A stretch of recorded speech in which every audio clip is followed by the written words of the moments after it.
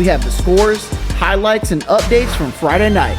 Welcome back to myGSPN Recap. Good afternoon, guys. I'm Chris Gonzalez. And I'm Anthony Coleman. And thank you guys for tuning back in to this edition of myGSPN Recap, where we talk high school sports. And as you know, the show is brought to you by GardnerGrocery.com and You Discover Florida. That's right, Anthony. And we were at a few games this past weekend. We're going to go ahead and talk about those games here today. But before we get started, I want you guys to go ahead and make sure that you're following us along on all of our social media handles, and make sure you subscribe to our YouTube page to stay up to date with your sports news. Now, Anthony, what's up? They already know the deal. Recap show. Tell us who you were at on Friday night. Man, I was at Timber Creek for their district championship matchup against Winter Park. Man, it was crazy from start to finish. One of the best games I've been to, honestly. Jake Johnson was launching it all night, man. It's my first time seeing Timber Creek in person. Right. I was really impressed with Jake Johnson and the way he played.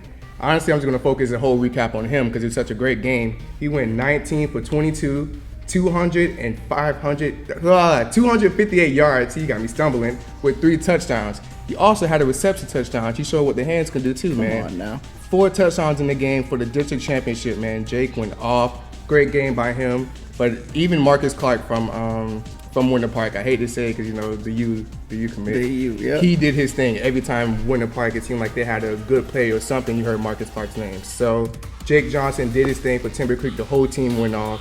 Running back Adrian Flores, 14 carries for 93 yards and 1 touchdown. Receiver Mookie, sorry if I butcher your name, Mookie Elahan, he had 6 receptions for 115 yards. So there was stars showing out on both sides of the ball. But Jake roots out to me. Congrats to them on our district championship. Also had the chance to talk with the coach after the game about all the stuff that happened. Well, we told him in the locker room at halftime, you know, it's going to take every guy, even you guys that aren't playing tonight, to win this thing. You know, we always preach family. Well, family's got to stick together, and they did. You know, the defense got tired, but the offense picked them up, and then it went the other way around. The offense got tired, the defense picks up. So it was a team win. The kids played extremely well. We were looking for a turnover down there. We got a tip ball, got the turnover, and, you know, it's W, so that's what's great.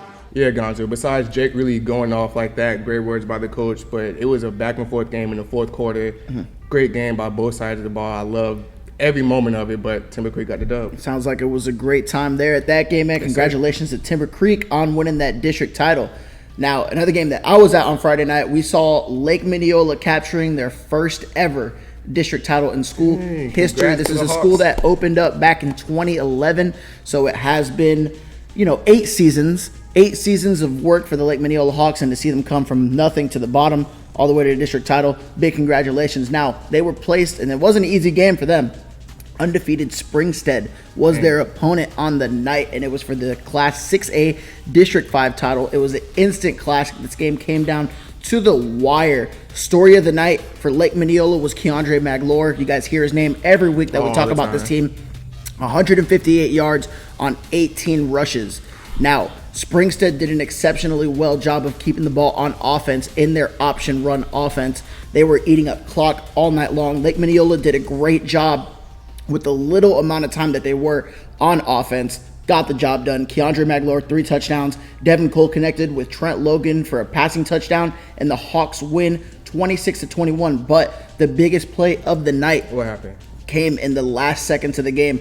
5 seconds left on the clock.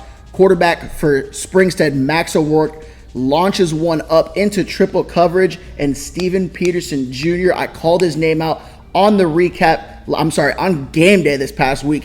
He came up with a big-time interception as time expired, and the Lake Minneola Hawks served Springstead their first. Gonzo, tell the whole story. What did he tell you before the play?